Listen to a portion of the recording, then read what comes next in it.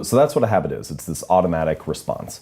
Now, why does the brain build them? What role does it play? Well, as you go through life, you need energy to survive. And this is true not just for humans, but for all organisms need some kind of energy to survive. And getting energy requires energy. You need to eat food to be able to walk around and find the next meal.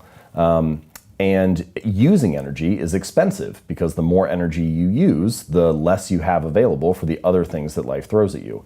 And so your brain is looking for ways to conserve energy whenever possible. And habits are a great method for doing that.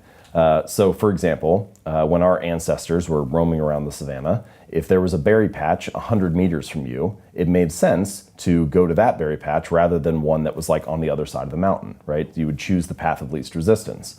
And eventually, what your brain learns is, oh, whenever I'm by this tree, that means the berry patch is 100 meters away. And so the tree becomes a signal that, hey, food is over there. And your brain is always picking up on these signals throughout life that indicate where things are at. And the more that you come across those signals, the more you automate your response. And pretty soon you're taking a right when you get to that tree, even though you're not even thinking about it. You're just doing it automatically.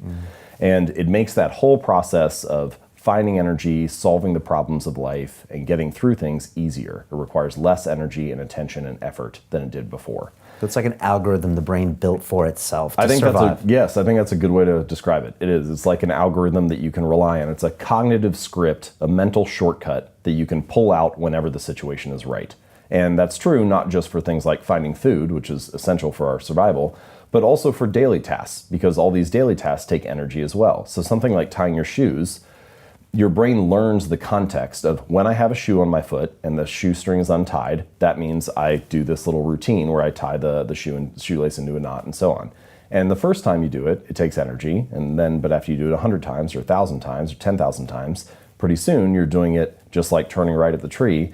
You can have a conversation with somebody else or listen to a podcast or think about your to-do list for the day. You free up that energy and attention to be used elsewhere. And this is perhaps the biggest thing that they do, you have less wasted energy. Rather than fumbling with the laces and trying hard to do it, you can do it more quickly and fluently, and that saves you energy and time for the next task.